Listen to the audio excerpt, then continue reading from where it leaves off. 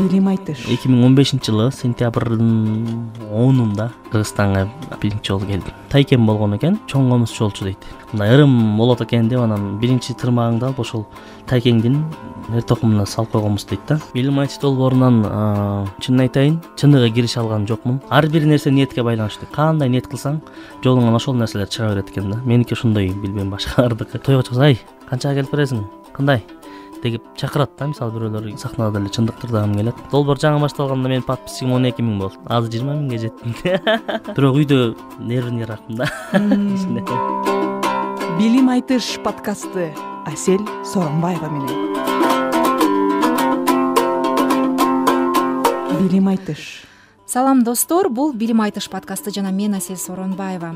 Билим айтыш долбоору өзүбүздү таанууда, ааламдашуунун сыноолоруна каршы турууда, ата-бабалардын кылымга арткан даанышмандыгын тутунуп, бүгүнкү тил менен айтканда медиа сабаттуу болууга үйрөткөн, маалыматтык сабаттуулукту калк арасында жайылтууга багытталган ири долбоор. Билим айтыш подкастынын алкагында долбоордун жылдыздарын кепке тартып, учурдагы медиа маалыматтык сабаттуулук жана акындардын аны жайылтуудагы ролу, мындан тышкары акындык өнөрдүн ош кыйыштары тууралуу кеп кылабыз. Бүгүнкү биздин коногубуз республикалык жана эл аралык көптөгөн айтыштардын жеңүүчүсү. Мына кече жакында өткөн Замирбек Өсөнбаевдин 70 жылдыгына арналган кыргыз-казак эл аралык 15-чи айтышта 2-чи орунду багындырган Мамбет Токто Мамбет Орозо. Интернет өскөн заман буда илкибей алдык адамды, айрыбай калдыга бирок биз арам менен адалды. Жарнама кылатар ар кимде жакшыны. Мамбет, саламатсыңбы? Кош келипсиң. Чоң рахмат, кош келдик. Сизди көргөнүзгө аябай кубанычтабыз. Мынакей билим айтыш долбоор башталгандан бери сиз менен жүрүп дагы сиздин жашынакай журналисттикадагы болгон тажрыйбаларыңыз менен алмашып, буюрса чыңалып келе жатабыз. Биз ошол медиа маалыматтык сабаттуулукка багытталган билим айтыш долбоору жарым жыл мурда башталган. Ошол учурда биз таанышканда, жаңы таанышканда сен айтып калдың, бул акындык өнөр тубаса берилген жок. Мен өзүм ошо Кудайдан тилеп атып эле ошол нерсеге жетип калдым. Бардыгы таң калган деген нерселер болгондо ошол боюнча кененирээк айтып берсең угармандарга дагы. Негизи бул акындык өнөргө мен атам алып келди десем болот, өзүмдүн атам. Анткени бала кезден тартып эле ошол акындардын айтыштарын угуп жүрдүк, угуп чоңойдук. Жеңи жок аталардын, Токтогул аталардын ошол записке түшкөн, Замирбек Өсөнбаев аталар, Эстебес аталардын айткан аткаруучулук жагынан угуп жүрүп, анан сиңирдик. Бирок мен ошол 6 жашымда эсимде бар, Жеңишбек байкебиздин устатыбыз, Жеңишбек Жумакадырдын айтыштарын, ошол термелерин угуп, кандай адам ушундай акын болду экен деп бир суктанып ойлогонум эсимде. Мен жакында атаман сурадым. Ошол боюнча дагы мурда сүйлөшө албай жүрчүбүз, анан бирок азыр жагдай жакшы болуп сүйлөшүп калып, анан кенен сүйлөштүм да. Акындык кандай конуп калды эле, мен кандай комуз чертип калдым деп сурадым. Атам айтат, анан биздин айылда тайкем болгон экен, азыр деле бар. Ошол тайкем аябай чоң комуз чолчу дейт. Мен бирок комуз черткен көргөн эмесмин, кийин таштап койгон дейт. Ошол сен жаңы төрөлгөн кезде үйгө келди дейт да. Үйгө келип анан көрүмдүгүн берип, жентегин берип кетти, көрүмдүгүн берип кетти дейт. Ошондо бизде Кыргызстанда ырым бар болчу дейт. Ошол жаңы алган тырмагын ошол тайкесинин же бир чоң комузчунун ырымдап эр токумунун астына, көрпөчөнүн астына салып койгон экен. Жашырып салып койсо, мындай ырым болот экен деп анан биринчи тырмагыңды алып ошол тайкеңдин эр токумуна салып койгонбуз дейт да. Анан мен жалгыз баламын, уулдан 2 эжем, 1 карындашым бар. Биринчи эжем, улуу эжем, экинчи эжемди багып алышкан экен да. Көптөн балалуу болбой жүрүп багып алышып, андан кийин мен эжемден кийин 15-16 жылдан кийин төрөлдүм да.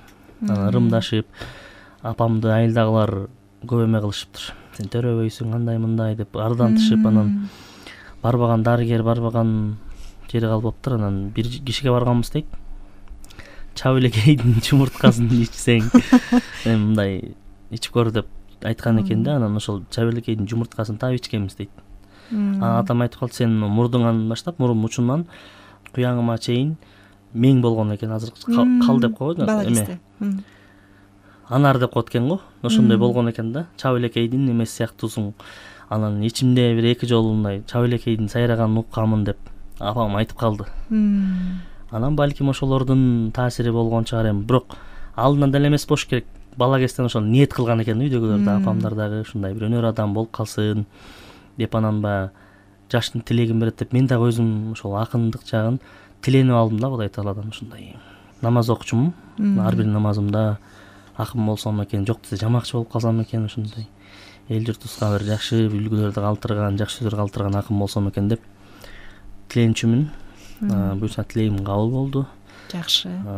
Мына азыр Кыргызстанга келип ошол өзүбүз бала кезде армандаган акындар менен өзөнгө кагыштырып шакирти болуп, ошол акындар менен тең айтышып жүрөбүз. Замандаш болуп, Ооба. Сени Кытайдан келген акын катары тааныйбыз. Кантип, качан, кандай жагдайда болуп калды бул окуя? Ошол жөнүндө айтып берсең. Бизге 2015-жылы Кызыл Сулуу кыргыздарга загранпаспорт берүү өкмөт тарабынан аябай жеңилдешилип, мындай жаткан кезде бекер эле таратыла баштады. Ошол убакытта биздин акындар болгон, Ажыбек Түшө уулу деген жакшы токум акын бар болду. Ошол бул жакта эле Кыргызстандан ошол байланыш Мамбет келбейсиңби? Бир айтыш бар алдыда, ошого келип катышып кет. Мен жолдорун кылайын деди. Анан ошол менен паспортду алып, өзүм аракет кылып, визаларын аштырып 15-16 күн ичинде паспортум колго тийип калды. Ошо менен республикалык айтыш болду да, ошого чакырды келип кет деп. Анан 2015-жылы сентябрдын 10-унда Кыргызстанга алгач ирет биринчи жолу келдим. Анан келип эле айтышка катыштым. Ороз айт күнү болчу, ошо Курман айт күнү болчу. Республикалык айтышка катышып, Тандотордон Жамайка эже менен чыктым. Ошондо Жамайка эже менен чыгып, биринчи эле келип филармонияга өттүм. Ал жерде чыгып Турат байке менен айтыштым. Анан Амантай байкебиздин упайыбыз тең болуп калып, улуусуна жол берилип, Амантай устат финалга чыкты. Мен болсо ошол жашым кичүү болгондон байланыштуу кулап калдым. Бирок ошондо Кытайлык кыргыздардын биринчи чыккан акын мен болдум да. Тил жактан келип, аябай эме болушту, андай статус тирүү болчу. Ушундай акындар да келет экен, Кытайда да бар турбайбы дешип, интервью алышып, аябай бир топ эле атактуу болуп кетти.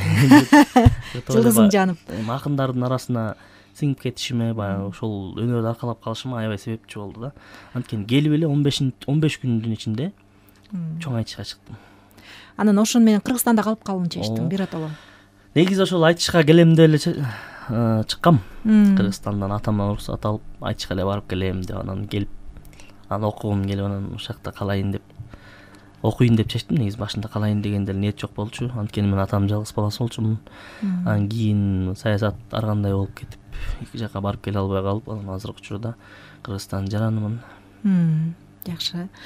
Мен билишимче сенде турак жай маселеси бир мындай улуттуу маселелердин бири болсо керек. Себеби айтыштардан угуп калдым, ошо казак акыны менен чыкканда ал ушу Мамбетке үй берсин, чоңдор уксун деп калды эле.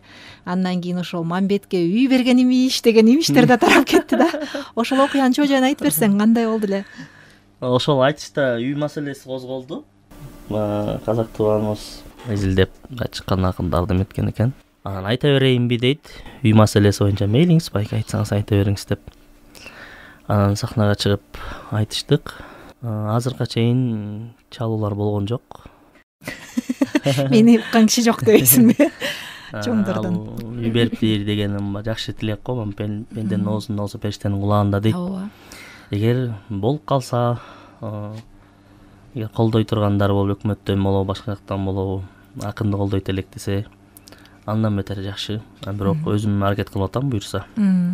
Быйыл ошо үйлүү болоюн, үй алсам экен деп ниет кылып жүргөм.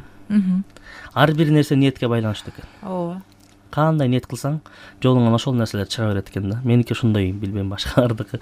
Ошон үчүн жакшы ниет кылыш керек. Мен ошо быйыл үй алсам, үйүм болсо деп, анткени буга чейин балалык кылып, тиякта биякта калабыз же калбайбыз деген нерселер менен жүрүп калдык да. Анан биротоло бияктын маселелерибиз чечилип, гражданство алгандан кийин анан ойлонуп баштадым, үй алыш керек экен, жер алыш керек экен.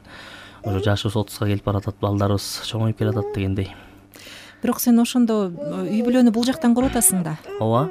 Айта кетейин, 2020-жылы бизге Кажы Сайд деген айылдан, Ушсук көлдөн Азиза деген апабыз үй берген негизи. Кажы Сайдан үй берген. Көлдөн жумушубуз, ишибиз Бишкекте болгонуна байланыштуу ал жака барып жашай элекпиз. Бирок көлдө үйүң бар экен, жакшы экен да.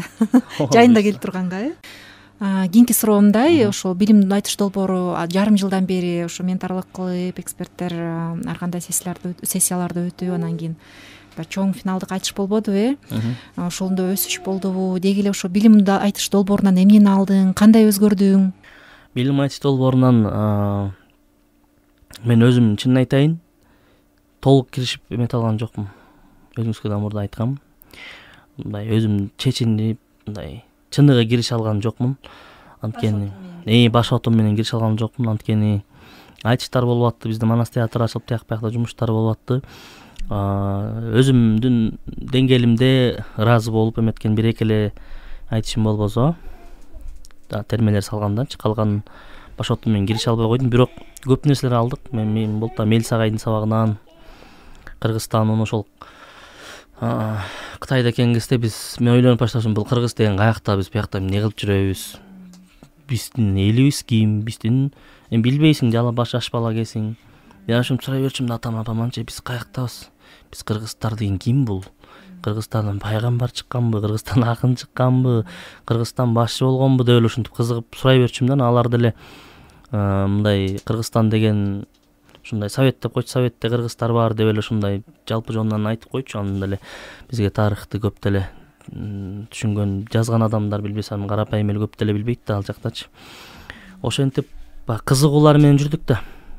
Анан бул Кыргыздын кайсыл жака барып такалап турганын, каяктан чыкканын бүт баарын Мелис агайыбыз айтып, баягы сабак өткөндөн ошол аябай таасир калтырды мага.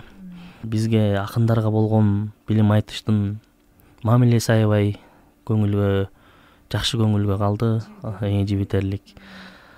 Акындарды аялайт, кастарлайт, эч качан мындай акындарга катуу айтпайт. Мисалы, башка тойго чыкса, канчага келип бересиң, кандай деп чакырат да. Мисалы, бирөөлөр башка ырчын деңгээлинде чакырып акынга ошондой мамиле кылат. Бирок бул жакта андай болгон жок да.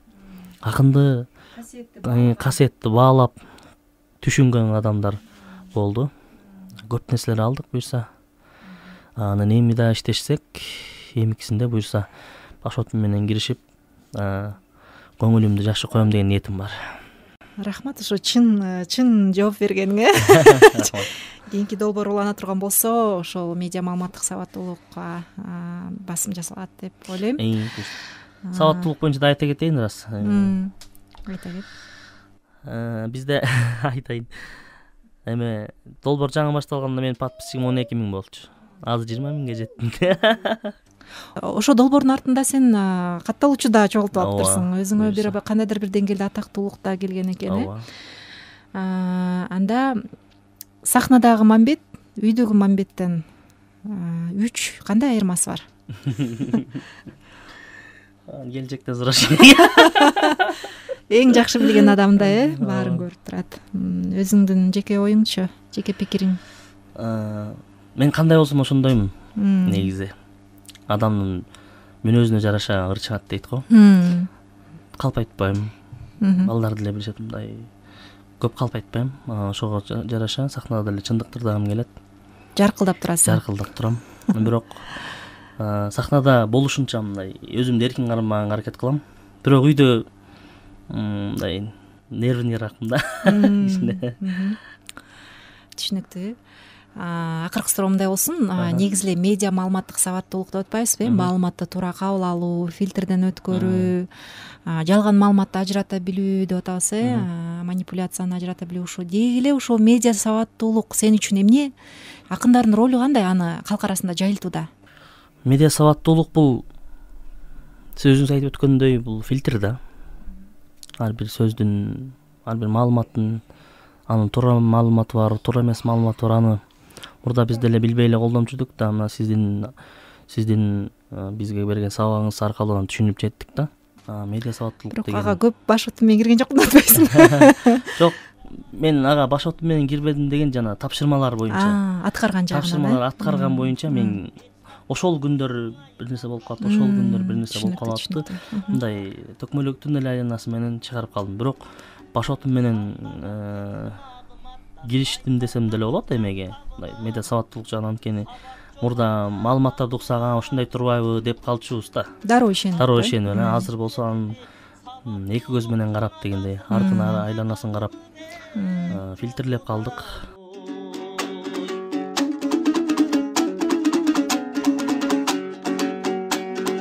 Жалганчылар жабылат да, жалынынан алардын да жандардын көбү жагылат. Бирок жашоонун өзүң ушундай да, жарымы кара жарымак. Бир гана жаштарың болсо билимдүү, койчу жайылбайт жалган ой маалыматы. Акындардын кереги бар экени бул билим айтыштын акыркы айтышы далилдеп берди деп ойлойм мен. Финалдык айтыш. Финалдык айтыш, анткени мен деле ойлогон эмесмин, интернет деле ойлобосо керек, эл деле ойлосо ошончо көп киши келет деп. Ооба. Бирок ошол акындардын керек экени, демек элди чогулта алган акын бурса болот элди. Мисалы ошону акын угам деп 2000 киши келди. Филармонияда 2000 киши келди, демек ошого биз аракет кылышыбыз керек. Сиздер билимди берсеңиздер, биз элге жеткиребиз. Сонун Мамбет, келип бергениңе чоң рахмат, маегиң үчүн. Сен ишиңе ийгилик каалайм, юбилейлик бакыт. Турак жай маселесине ниет кылганың, ошол ниеттердин баары, каалоо тилектердин баары орундалышына мен тилектешмин.